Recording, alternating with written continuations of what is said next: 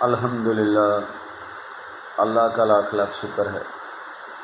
کہ جس نے اپنی یاد کی توفیق اور موقع فراہم کیا۔ لاکھوں اور کروڑوں درود حضرت محمد مصطفیٰ احمد مجتبی حبیب کبریا، امام الانبیاء خاتم النبیین صلی اللہ علیہ وآلہ وسلم کی ذات پر کہ جن کے طفیل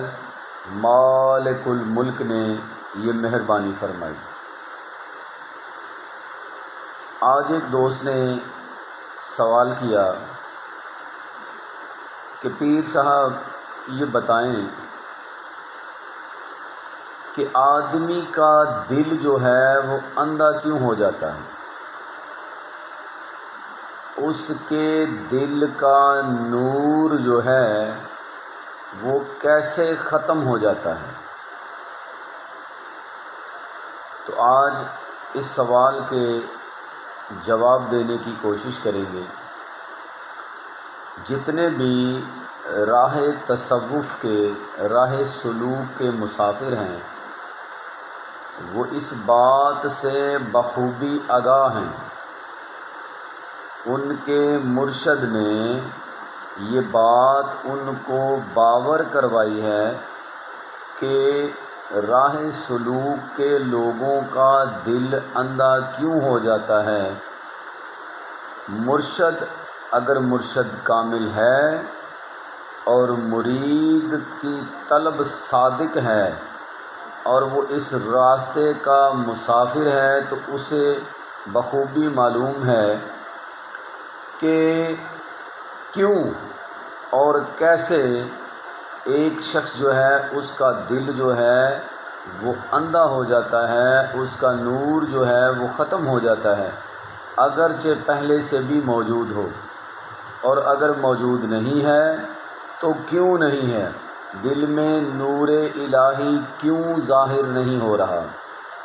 ان تمام سوالوں کا ایک ہی جواب ہے، ایک ہی وجہ ہے، اور وہ جواب اور وجہ جو ہے وہ یہ ہے کہ جب کوئی شخص اپنے پیٹ میں حرام کا لقمہ بھیجتا ہے یا حرام کا لقمہ اس کے پیٹ میں جاتا ہے تو اس کا دل جو ہے وہ اندھا ہو جاتا ہے، اگرچہ وہ لقمہ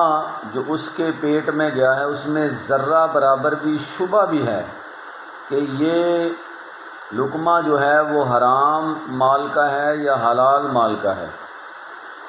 تو حرام کا لقمہ پیٹ میں جانے سے ہر صورت آدمی کا دل جو ہے اس کا نور ختم ہو جائے گا اور اس کی راہ سلوک میں جو ترقی ہے وہ رک جائے گی۔ اس لیے جتنے بھی راہ سلوک کے لوگ ہیں ان کو یہ تنبیہ کی جاتی ہے کہ چاہے کچھ بھی ہو جائے، چاہے کچھ بھی ہو جائے، چاہے کچھ بھی ہو جائے، اس بات پر زور 3 دفعہ اس لیے دیا ہے تاکہ تکرار جو ہے وہ اللہ کو پسند ہے اور آپ کو بھی پتہ چل جائے کہ یہ بات بڑی اہم ہے کہ کسی صورت بھی کوئی بھی صوفی جو ہے راہ سلوک کا مسافر جو ہے اس کے پیٹ میں حرام کا لقمہ یا ایسا لقمہ جس کے متعلق یہ شبہ ہو کہ یہ حلال ہے یا حرام ہے وہ پیٹ میں نہ جانے پائے۔ اگر ایسا ہوتا ہے تو اس کی جو منازل ہیں، اس کا جو راستہ ہے، اس کی جو ترقی ہے راہ سلوک میں وہ رک جائے گی، اس کا دل جو ہے وہ سیاہ ہو جائے گا، اندھا ہو جائے گا، جو نور اس کے دل میں پیدا ہو چکا تھا یا ہے وہ ختم ہو جائے گا۔ آپ نے یہ بالخصوص راہ سلوک کے لوگ جو ہیں اس کا اہتمام کریں، اور عام لوگوں کے لیے بھی یہی حکم ہے، شریعت مطہرہ کا یہی حکم ہے کہ کسی بھی مسلمان کے پیٹ میں حرام کا لقمہ نہیں جانا چاہیے کسی بھی صورت میں۔ تمام مسلمانوں کو اس بات سے ہر صورت بچنا ہے، ہر صورت بچنا ہے کہ چاہے کچھ بھی ہو جائے حرام کا لقمہ پیٹ میں نہیں جانا چاہیے،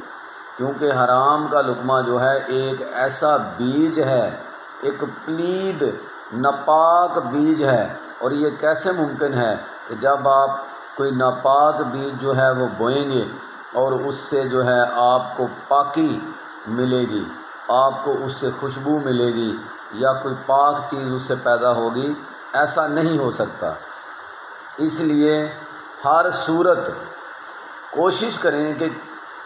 حرام سے بچا جائے اور آپ کے پیٹ میں حرام کا لقمہ نہیں جانا چاہیے۔ امید ہے